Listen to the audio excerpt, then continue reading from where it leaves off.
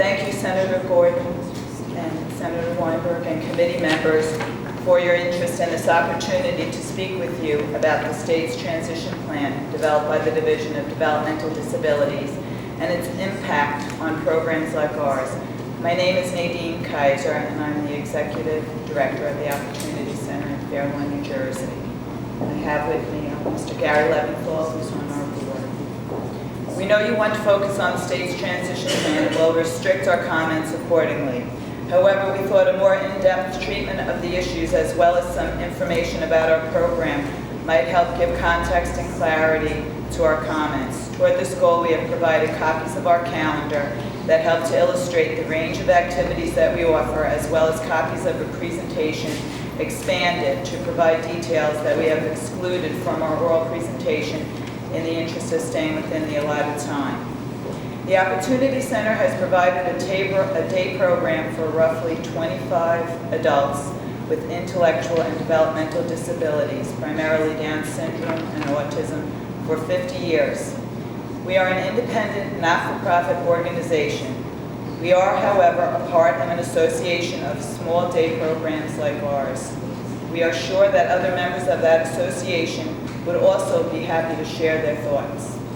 We are not a contracted agency, which simply means that we have never been subject to state oversight. That makes our challenges and culture shock a bit greater than some of the other programs that currently have contracts with DDD. Our greatest concerns. Following are some of our greatest concerns about the changes that are required by DDD and which are found in the transition plan, the policy manual, and the fee-for-service rate schedule, or which have been communicated through webinars. Each of these concerns is greatly exacerbated by the speed DDD is moving and the timing of required changes. These primary concerns are the new rates and what they mean to our ability to balance our budget, the requirement to provide transportation, complying with New Jersey's work-first priorities, the requirement that there not be a single facility schedule for all participants. Each individual should have a unique schedule that they choose and which reflects their interests and goals. The community inclusion requirement, training requirements for staff. We will address each of these concerns briefly. New rates. The new and still proposed billing rates are supposed to be effective July 1st, 2015 for some individuals, and yet the rates are not finalized. We are unable to determine what the new rates will provide in the way of income for our agency. The reimbursement rates are based on assigning our clients to tiers intended to reflect their needs, and this assignment has yet to take place for our clients. It's quite possible that the new billing rates, together with other suggested changes, will mean we are already out of business, and we just haven't figured that out yet. DDD has only recently scheduled some training on how we are supposed to bill for services through Medicaid. Some of us have never operated in the Medicaid environment and will need some assistance. This is particularly true for small programs like ours, in which we don't have a full-time administrator, and we rely on program staff, volunteers, and board members to help us meet administrative requirements. It would be helpful if DDD extended the deadline and increased the communication and training before implementing the new rates. Transportation. We and most of the other day programs in our association have never provided transportation to our program in the morning and home at night. There is a system that works today for transporting individuals to and from rehabilitation. Today, clients are transported to the center by Access Link, county transportation, family members, or vans that are operated by the group homes. Why change? Why create the inefficiency that is guaranteed to occur if all the small day programs in the state have to learn how to do something new and maintain the staffing and vehicles to provide transportation?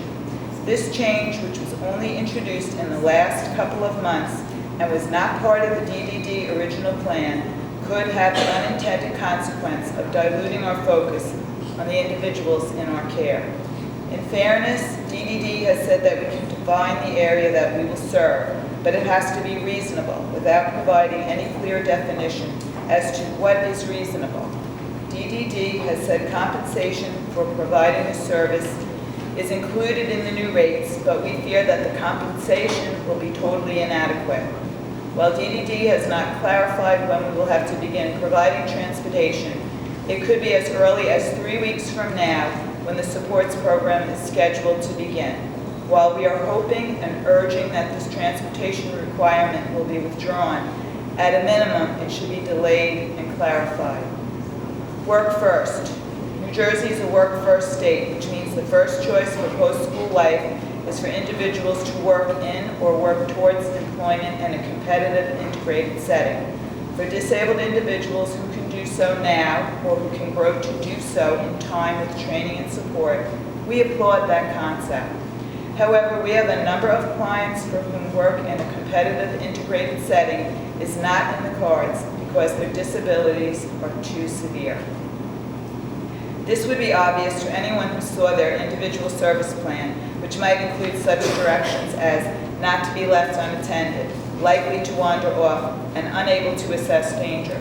Yet DDD has said they will no longer reimburse for time spent in non-competitive, fully supervised employment. Some of our clients have participated in sheltered workshops for decades and had the gratification that comes from doing a job, repackaging combs and other items. They work at their own pace and to their own ability in the supportive setting that our center provides. The amount of money involved is very modest and is used to buy a catered payday monthly luncheon. Why steal this gratifying experience from someone who has been doing it for many years in favor of looking for competitive employment that they may never find? No single schedule. As the calendar we have distributed shows, we do have an overall schedule for our program. It would be a major change to allow individuals to choose when and what activities to have at any time, a change that we find difficult to see working for us and our clients. Whenever possible, we have given clients choices, and in deference to the state initiative, we have already expanded some of those choices. For example, if an individual does not want to participate in a scheduled activity such as yoga or dance, they can grab a book, work in our computer room, or do some drawing. The way we read the new rules and the way DDD has explained them, the degree of choice we offer today, with largely a single schedule applicable to all participants, is prohibited in the future. Has DDD done any testing to see how this would work in practice and what it might mean to staffing and finances?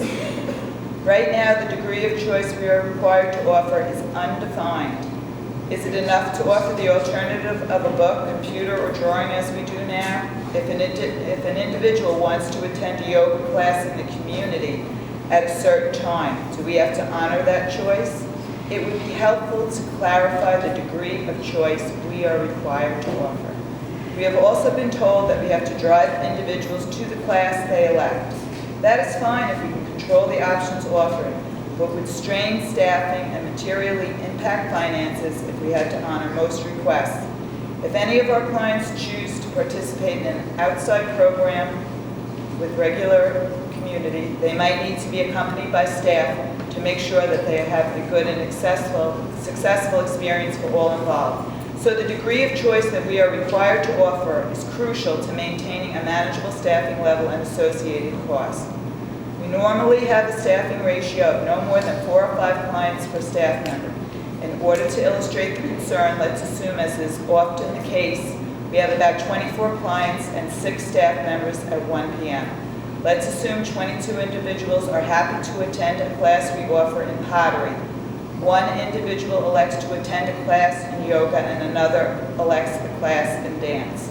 Since we can't send out our vans with just a driver, someone will need to stay in the van with one client while the other client goes into the program. Our staffing will fall from 4 clients per staff to 5.5 clients per staff member. Alternatively, we will have to employ more staff.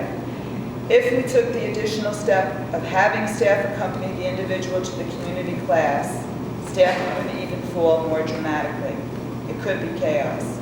We see this aspect of the DDD requirements as once again being more relevant to those individuals who are high functioning and who may be able to travel from place to place with only a modest amount of support and who can readily participate in a broad array of activities without supervision in an non-disabled population.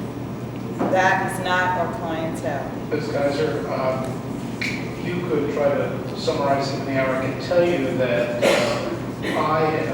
for what I read your memorandum, which I thought was excellent, and provided high level of detail and helped me understand just how unready we are for this program. So if you could summarize, because we'd like to complete this session. And of course, you and I are in close proximity, so yes, we are. Okay. talk. I guess in summary, with all of this, to me, as Mr. Caputo and so many others have said before me, the changes are too quick for a place like ours that has never had this kind of monitoring. It's too much, it's too fast, and it's quite a bit overwhelming. And as others have said, we've tried to keep on top of everything, but every day there are more and more changes that they're putting through on the computer. Thank you very much, Mr. Leventhal. Did you want to? In the interest of time, I'll Thank you. Mr. Chavez. Actually, I'm Kevin Casey. I'm the Executive Director of the New Jersey Council on Developmental Disabilities. Mr. Pegas is our Policy Director. You've gotten some excellent testimony today, and I urge you to pay very close attention to it. In the interest of time, I'm going to emphasize a couple of things and leave my written testimony with you and make a couple of quick suggestions. One, you've heard again and again and you just heard that the amount of change that is occurring now is difficult to sustain and difficult for people to understand and react to. Many of the efforts that are being suggested by DDD are efforts that by themselves alone would take several years to implement. Trying to implement all of this at one time, in my view, threatens chaos in the system, frankly. Two, I am a firm supporter of integration and inclusion. I believe that they are sound and solid policies, and in fact ought to be the policy of the state of New Jersey. But you don't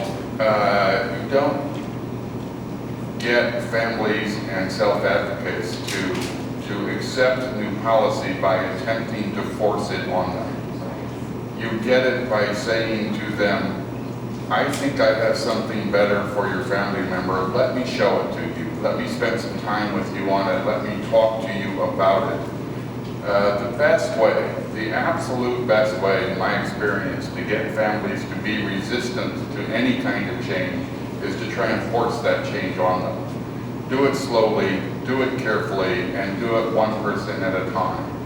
Instead of trying to, let me suggest to you that one of the things that hasn't been brought up in the conversation that is key to CMS's new standards is the concept of person-centered planning. The concept of person-centered planning is mentioned again and again and again through their document. So why not, instead of suggesting 75% or 50% integrated time, why not have a requirement in each person's individual program plan that sets for that person, based on that person's needs, a certain amount of integrated time in the community, and certainly require providers to look at increasing that over time and that kind of thing, but it should be based on the individual. Let me suggest that the headaches we have seen in the process of developing all of this, all of the change that has been suggested, is that if families and self-advocates and providers could feel that they had been heard, we might have a much smoother process. So let me suggest to you that one of the things that the division ought to do is create a permanent advisory council or advisory committee consisting of families, self-advocates, providers, and other advocacy organizations. That advisory committee ought to at all times have at least a majority of families and self-advocates, and every new effort of the of the division ought to be run through that kind of process and run through in a way that gives the entire DD community, instead of one at a time, the entire DD community a chance to sit down and discuss the new policies suggested. And I would suggest to you strongly that if the division is unwilling to create such a process by themselves, that it would be a very good thing if the legislature would frankly require it.